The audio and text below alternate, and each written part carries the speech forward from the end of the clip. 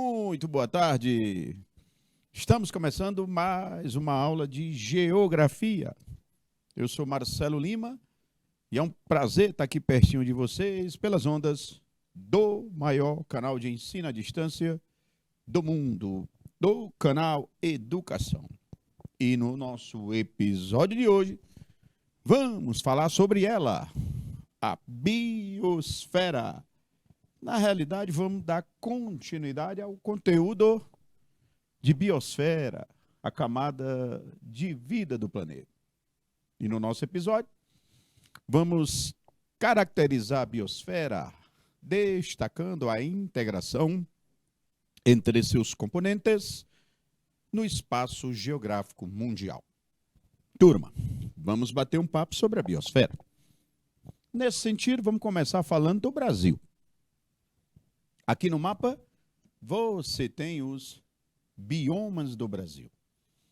Aqui eu tenho o Amazônico, Cerrado, Caatinga, Mata Atlântica, os Pampas e o Pantanal.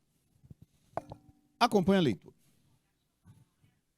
O território brasileiro, com cerca de 8,5 milhões de quilômetros quadrados, possui uma grande variedade de características naturais: solo, relevo, vegetação e fauna, que interagem entre si, formando uma composição natural única. Tudo. Na realidade, eu quero dizer a vocês que o Brasil apresenta uma grande biodiversidade. Por quê? O Brasil, ele coleciona alguns fatores que contribuem para ter uma grande biodiversidade. Quais esses fatores? Vamos ver. Então, agora eu vou falar com vocês sobre os fatores da biodiversidade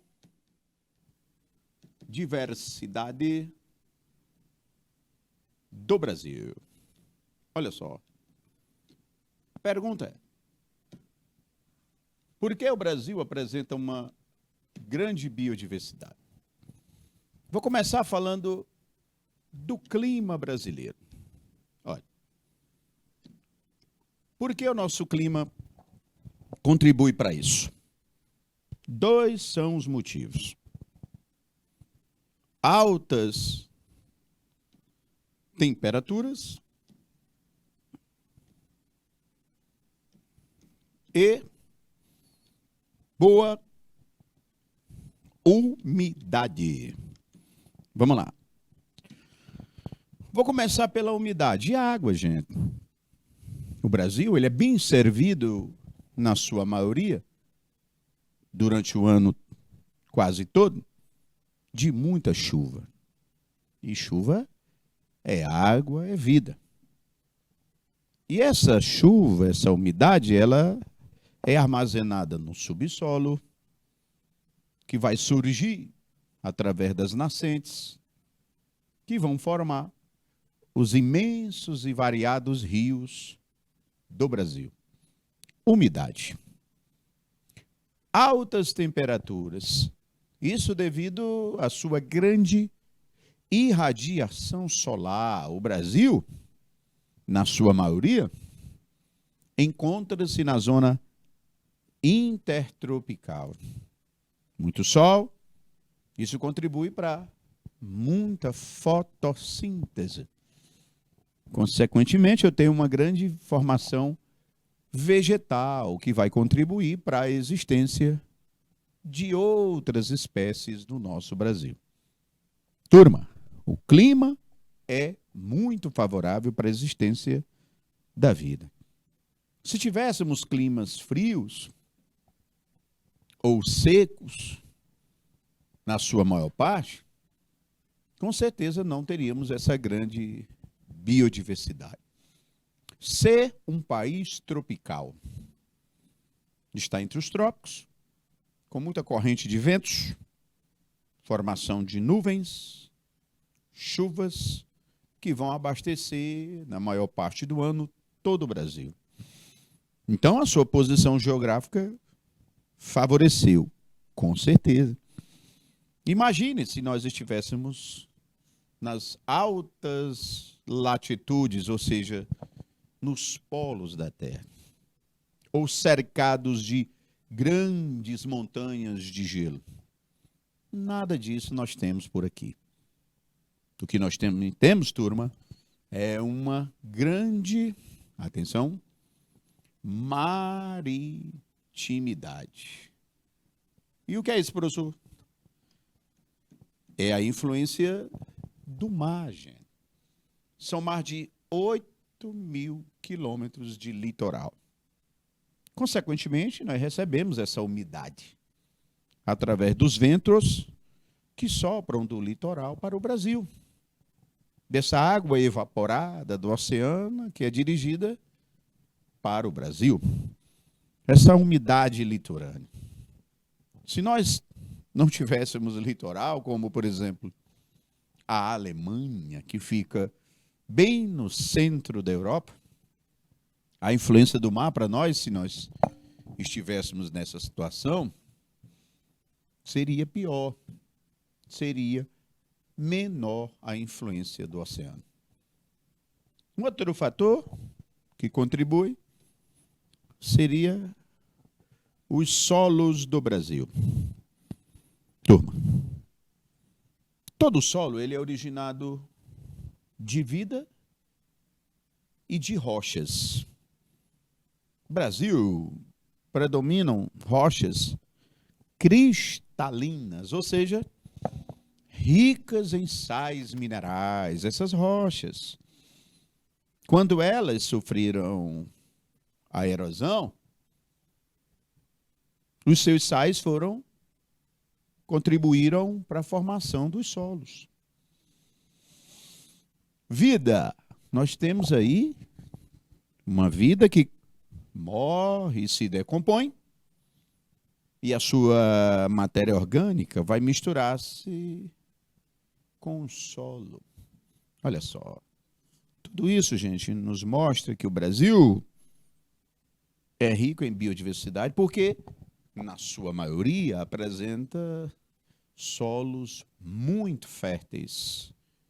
E solos férteis são a base de toda a biodiversidade. Hidrografia. Turma, o Brasil é o país que apresenta a maior quantidade de rios do mundo. As nossas bacias hidrográficas contribuem para a existência dessa grande quantidade de rios. E na beira deles, nós temos uma grande biodiversidade. Em destaque, eu posso aqui, a bacia amazônica, que é a maior bacia hidrográfica do mundo. Para você ter uma ideia, de cada 4 litros de água em rios no mundo, 1 está só na bacia amazônica. Esse volume imenso, por ser bem servido de rios, faz com que o Brasil ele apresente aí uma grande biodiversidade. Olha só. Então, turma, esses são os fatores que determinam que o nosso país apresente uma grande biodiversidade. Melhor dizendo, a maior do planeta. Dentre o solo, rio, mar, chuva, calor, agindo em conjunto, nos proporcionou essa riqueza toda. Sabemos que isso não quer dizer necessariamente que poderemos viver em harmonia, viver bem, com desenvolvimento. Não é não.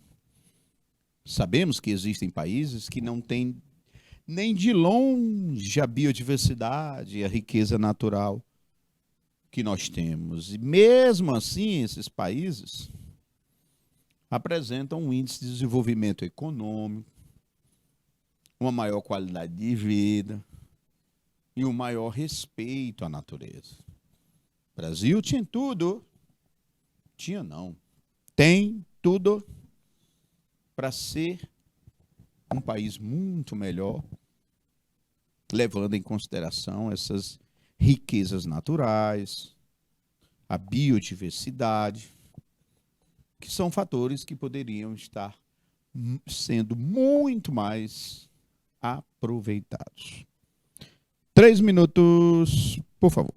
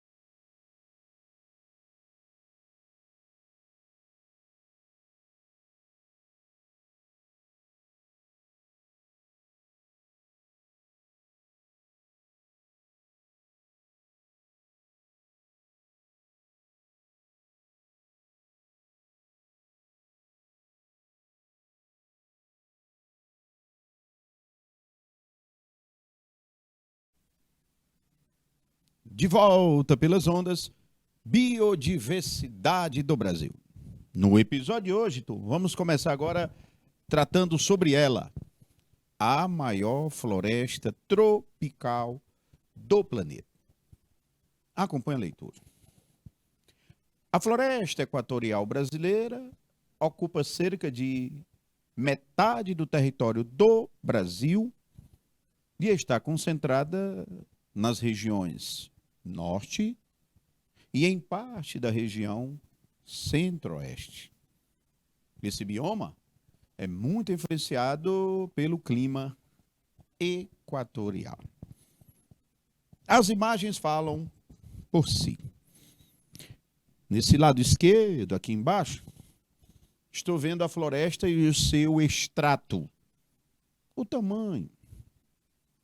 Observe que trata-se de uma floresta fechada, densa, com grandes árvores, muitas folhas, sempre verde, cercadas por rios.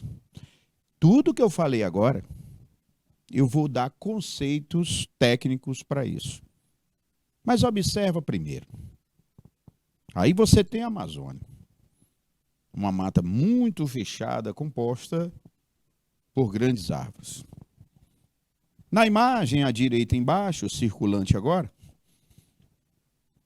eu tenho uma imagem aérea dela. Observem, mais uma vez, uma densa floresta de grandes árvores. Praticamente não consegue nem se ver o solo, somente copa das árvores. Ao centro, um rio, fazendo essas grandes curvas observadas. Essas curvas, turmas, são chamadas de meandros. Repito, com M, meandros. E aqui o mapa do Brasil. Observando essa parte que estou circulando, seria a Amazônia brasileira. Claro que hoje ela não mais ocupa toda essa área, mas já ocupou. Antes da colonização, da chegada dos europeus, quando aí só viviam os índios, aí nós temos essa floresta. Professor, ela pega quase a metade do Brasil? Exatamente. Somente o Brasil? Claro que não. Guiana, Suriname, Guiana Francesa, Venezuela, Colômbia, Bolívia e o Brasil. Claro, 65% da Amazônia é brasileira. Então ela não pega só o Brasil. É o que nós chamamos de países amazônicos. Professor, características da floresta amazônica. Vamos lá. A floresta amazônica. Vamos nós? Bom, ela é uma floresta latifoliada.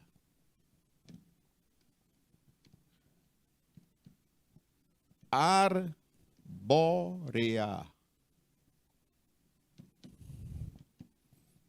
Perennifolia. Eu não te falei que eu ia apresentar os termos? Ela é uma floresta ombrófila. O que mais, professor?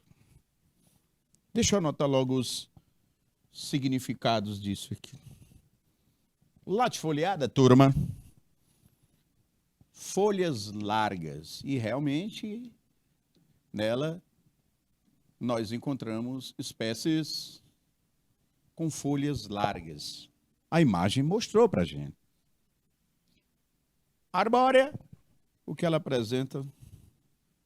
Árvores de grande porte, altas. Na floresta amazônica predominam árvores de grande porte, altas, de vários metros de altura. Perennifolia, turma, porque apresenta folhagem permanente. Não entendi. O ano todo ela vai manter as suas espécies com copa de folha. Claro que todo dia vai cair folha, mas todo dia vai nascer folha. Ao ponto em que sempre as árvores vão ter a presença dessa folhagem. A floresta amazônica ela é considerada uma floresta ombrófila. Que é isso, professor? Ambiente chuvoso. Ah, entendi. Muita chuva. Outra característica da Amazônia é que ela é uma floresta fechada. Sim, professor, e quais as consequências de ser uma floresta fechada?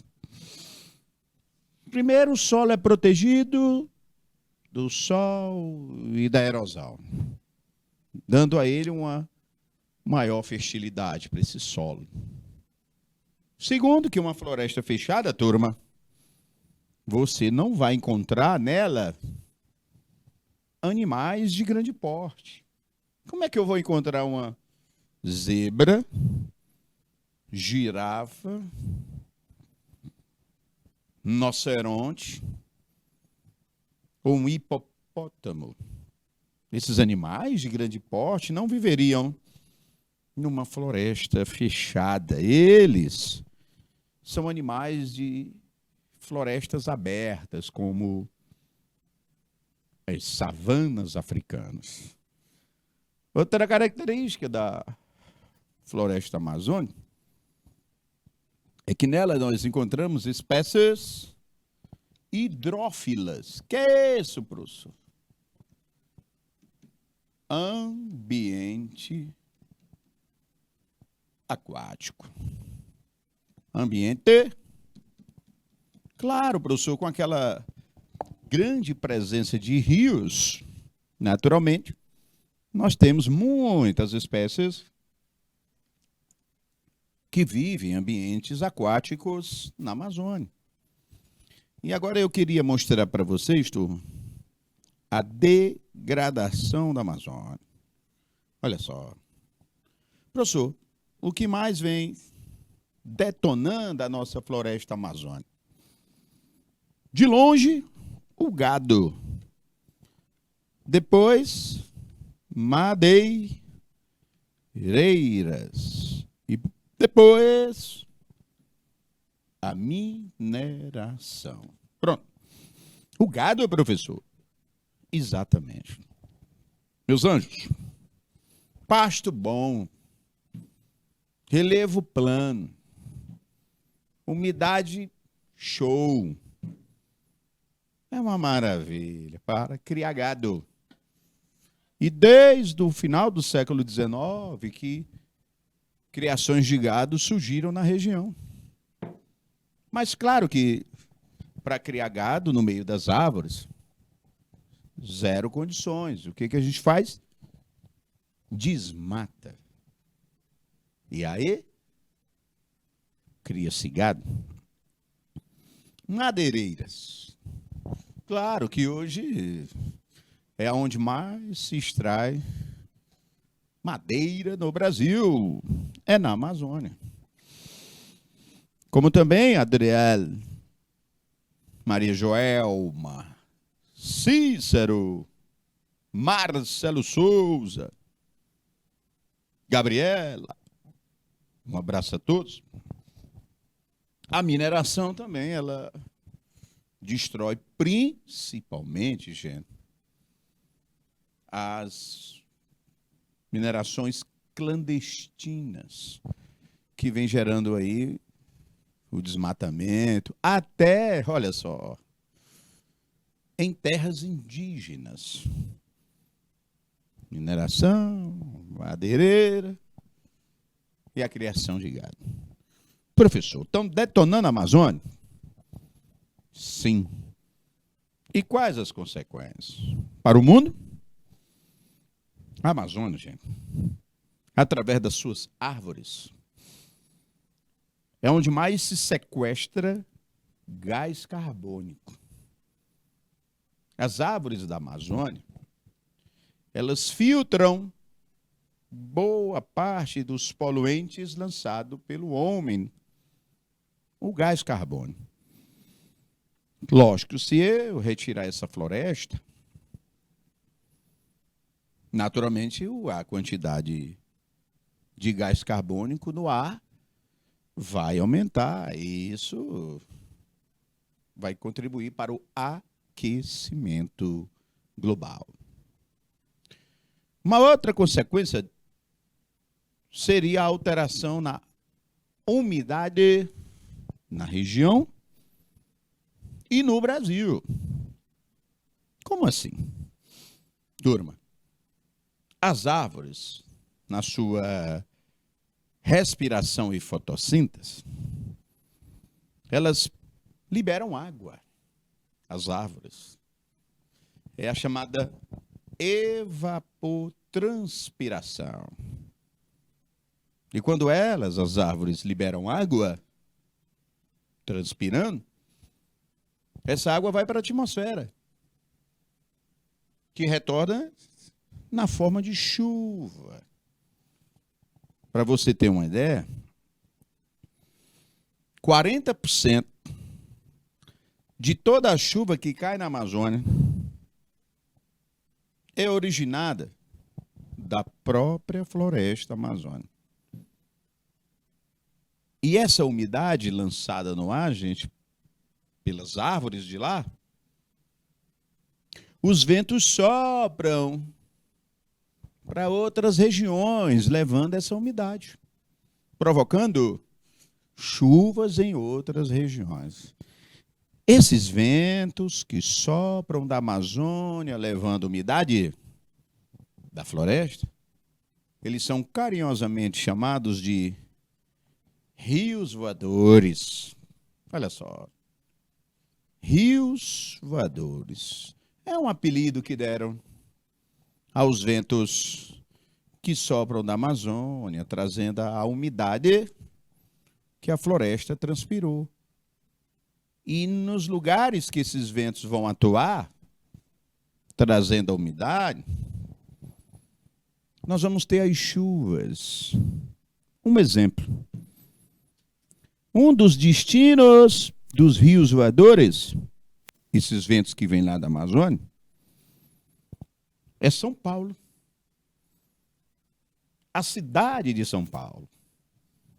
Com isso, a umidade lá da floresta, o vento trouxe para São Paulo, provocando chuva em São Paulo, abastecendo os reservatórios da cidade de São Paulo. Tá certo. Mas estão desmatando lá, professor, na Amazônia? Estão. A transpiração da floresta com o desmatamento está diminuindo. Então, esses ventos vão vir com menos umidade, mais secos. Então, vai provocar menos chuvas em São Paulo? Exatamente.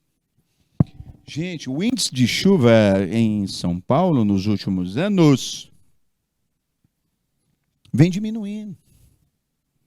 Porque os ventos que sopram da Amazônia estão vindo com menos umidade. Porque a floresta está sendo desmatada. O que está acontecendo em São Paulo, gente? Crise do abastecimento de água. Lá existe um reservatório em São Paulo, turma, chamado de Cantareira. É onde guarda-se a água que abastece aquela cidade. Rios voadores vindo mais seco, menos chuva em São Paulo, reservatório baixando, população sofrendo o chamado estresse hídrico. Olha o termo. Estresse hídrico, ou seja, falta d'água. Porque o reservatório de Cantareira está com menos água. Problema sério. Então, olha só. O que é que a pessoa que mora em São Paulo, a milhares de quilômetros da Amazônia, tem a ver com a Amazônia? Tudo. Porque o clima, a chuva da região de São Paulo sofre influência direta dos ventos amazônicos que levam essa umidade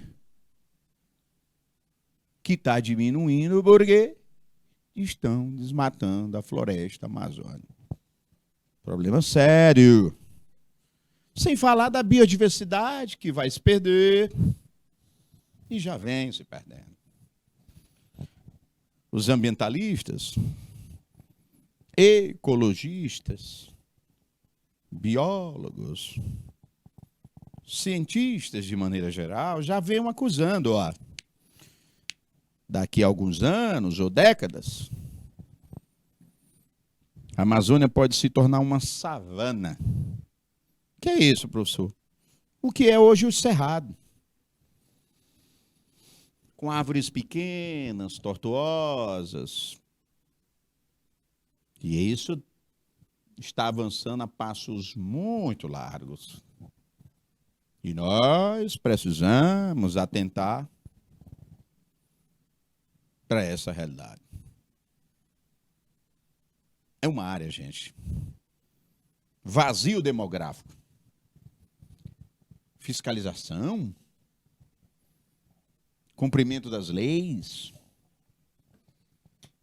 Órgãos reguladores. Gente, é muito difícil.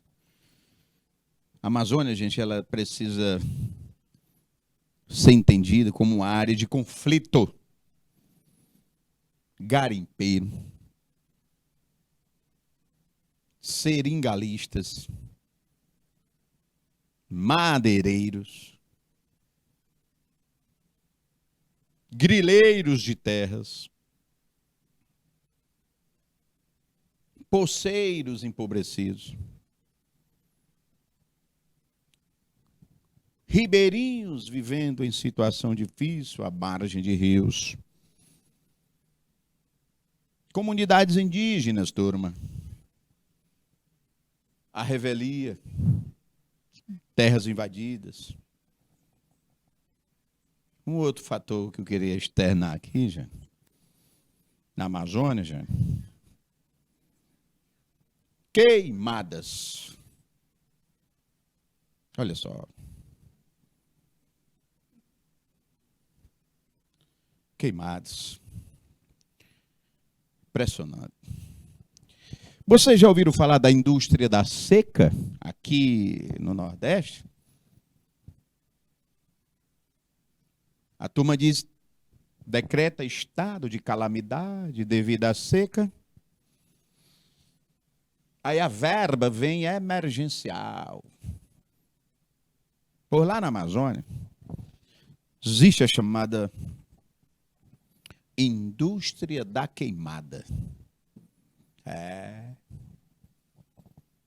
Quando vem um período seco, que é pouco, mas resiste, que a floresta pega fogo, os políticos da região decretam estado de calamidade, pedindo dinheiro para apagar o fogo. Sabemos que isso não vai bem acontecer. Existem situações até de incêndios criminosos para o fogo se espalhar e a verba vir. Um outro problema amazônico, turma, contrabando de drogas, países vizinhos. Ela é, sim, usada como rota de tráfico. Problema sério.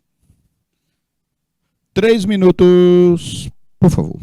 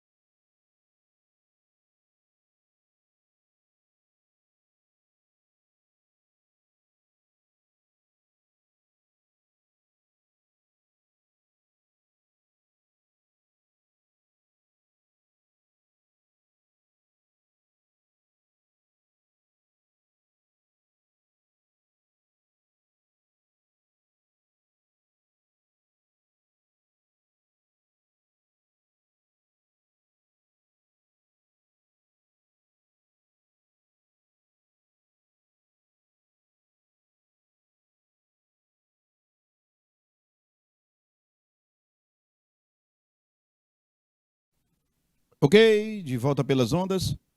Floresta Amazônica. Um grande desafio para o Brasil e para o mundo. Agora, turma, vamos de Cerrado. Olha essa imagem, turma.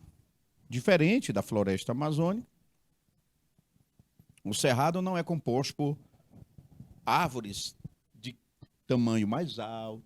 Não. Mais fechado. Também não. Troncos eretos. Também não. Acompanhe a leitura.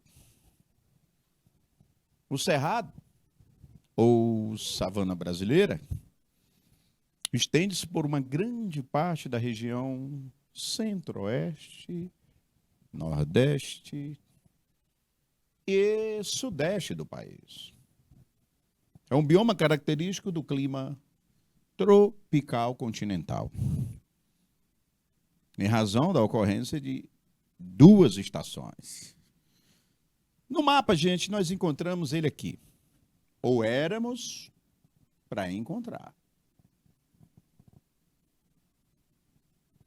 O professor, vendo aí no mapa, ele se espalha por todo o Brasil Central. Exatamente. Pega Nordeste, Piauí, Maranhão, Bahia. Se espalha no Centro-Oeste aí pelo Mato Grosso, Mato Grosso do Sul, chega a São Paulo, Minas Gerais. Professor, os cerrados se espalham por todo o Brasil, né? E nessa imagem? Aqui vocês estão vendo, olha a seta, turma. Um campo graminoso. Lá nós encontramos. Aqui vocês observam essa árvore tortuosa, não tão de grande porte, com galhos e troncos retorcidos e casca grossa. Olha aqui essa outra, mais afastada dela, né, turma? Então essas árvores, elas são mais espaçadas, distante umas das outras. Características do cerrado. O bioma dos cerrados. Fala aí, professor. Turma. Predomina uma vegetação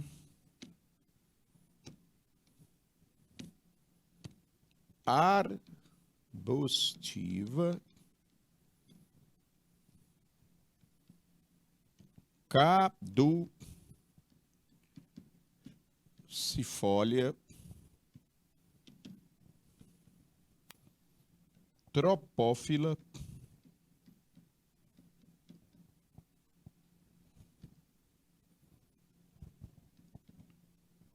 aberta,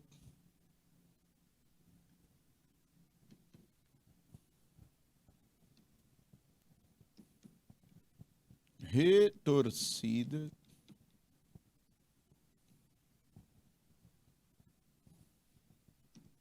heliófila,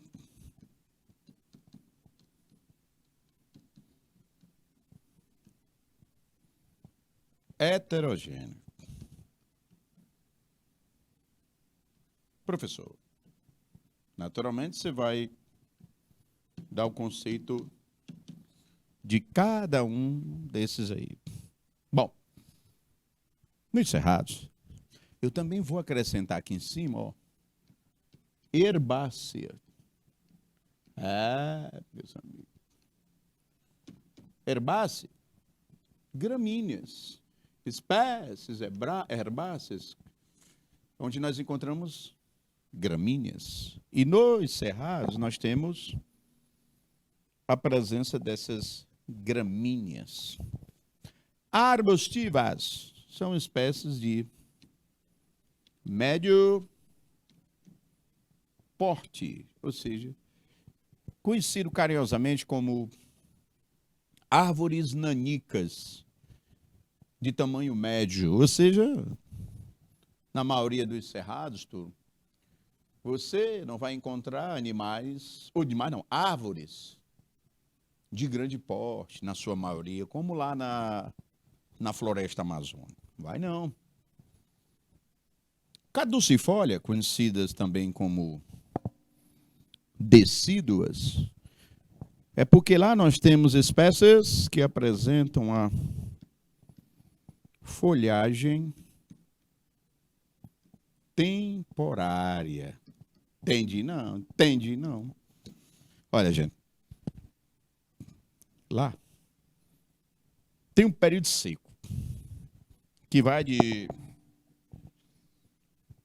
maio a setembro. Pegou aí, né? Passamos de agora. Maio a setembro. Pegando um pedacinho de outubro. Esse período que eu falei, de maio a setembro, as chuvas diminuem muito no cerrado. Fica seco. E folha, meus amigos, é perda d'água. Como está no período seco, não dá para ficar com essa folhagem. As árvores do cerrado derrubam essas árvores. Pedem suas folhas para não perderem tanta água. E aí, consequentemente, você vai ver uma vegetação desprovida, ou seja, sem folhas, caducifólia. Tropófila, isso quer dizer que ela vive em um ambiente úmido barra seco. Não entendi. Espécies tropófilas são espécies vegetais que vivem em um ambiente que tem a época que é úmido e tem a época que é seco. E esses vegetais, eles se adaptam a viver nesses dois momentos, de umidade e de baixa umidade. Então, gente, as espécies do cerrado estão adaptadas a viver o ano todo. Ora com umidade, ora seco. Aberta. Isso contribui para a erosão e baixa umidade do solo. Meus amigos. O solo do cerrado, devido à vegetação ser aberta, ele sofre muita erosão. Quando está chovendo, é erosão, erosão. A chuva lavando esse solo. E aí, quando não está chovendo, turma, o sol vai castigá-lo. Então, o solo do cerrado, ora está sofrendo erosão da chuva, ora está sofrendo ressecamento do sol. Isso, gente, deixa o solo do cerrado muito ácido. Professor, mas como é que se planta num solo ácido desse? Eles usam calcário. É uma técnica de correção da acidez chamada de calagem. Onde há essa correção? Solo ácido. O sol seca ele no período seco. Retorcida, justamente devido ao solo ser ácido. Como o solo é ácido, aí os vegetais produzem substâncias que vão se acumular nos troncos, nos galhos. Devido a essa acidez, repito, o vegetal produz essa substância, deixando ele tortuoso, cascas grossas. Gente, para entender isso, lembra de um pé de caju? A casca é grossa, tronco todo retorcido. O pé de caju, ele não é uniforme, aquele tronco ereto, com a... Não. Um tronco vai para cá, o outro vai para ali, para colar. Tudo devido à acidez do solo. Heliófila.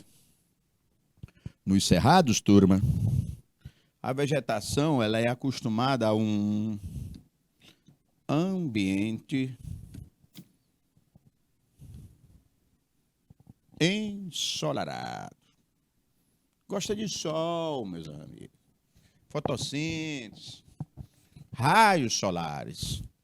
Espécies que gostam de muito calor,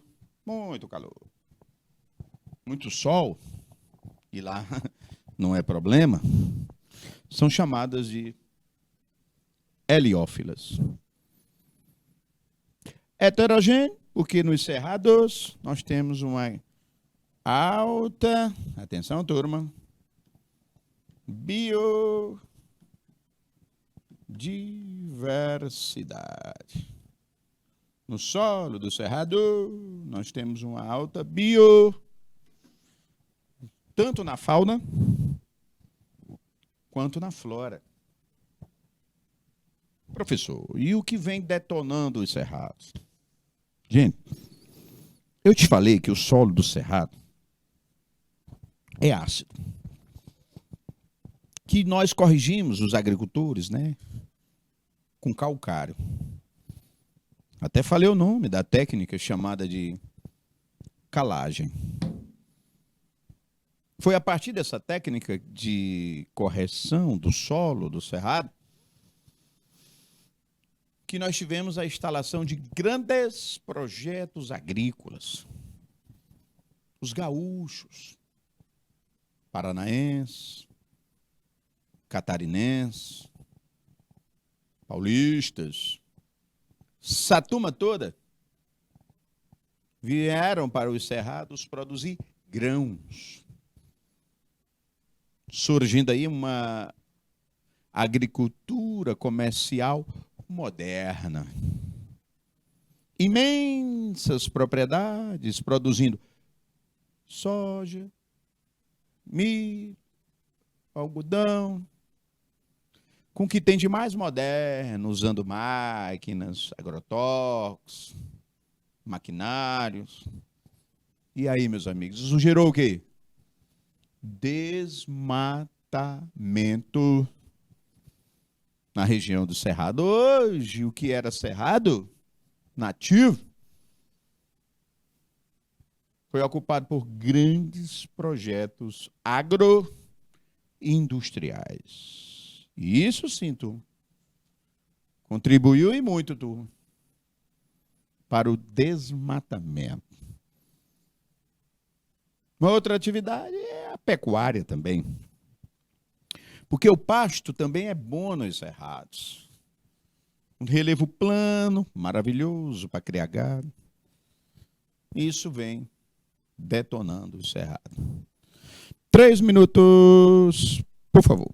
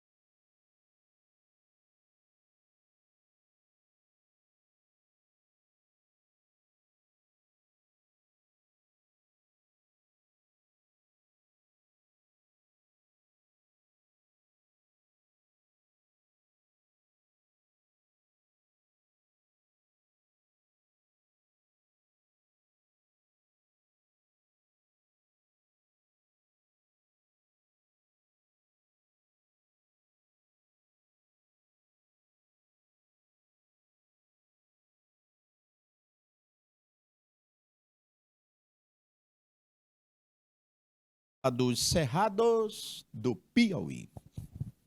O Piauí apresenta o quarto maior cerrado do Brasil. Ali na região sudoeste do estado, de Floriano para baixo. Puro cerrado. E os gaúchos, que eu te falei anteriormente, também chegaram ao Piauí. Uruçuí, Bom Jesus, Parnaguá, Santa Filomena, Xerumene. Todas essas e outras cidades da região foram ocupadas por essa agricultura comercial. É fato. Isso gerou desmatamento, empobrecimento do solo, uso do lençol subterrâneo, das margens e nascentes. E já se tem local, gente, que o solo já não serve mais, de tanto utilizá-los para essa agricultura comercial desenfreada. Problema sério. Precisamos, sim, plantar, criar, mas de maneira sustentável, para ter sempre o velho ditado, né, turma? Quem usa bem, sempre tem. Bom, turma, com isso nós vamos fechando o nosso primeiro episódio de hoje. A biodiversidade do Brasil. Falamos da poderosa floresta amazônica e suas características e degradação, como também falamos dos cerrados, que é a segunda maior formação vegetal do Brasil. Só perde os cerrados em área para a Amazônia. Já já a gente volta para a nossa próxima aula. Valeu, turma!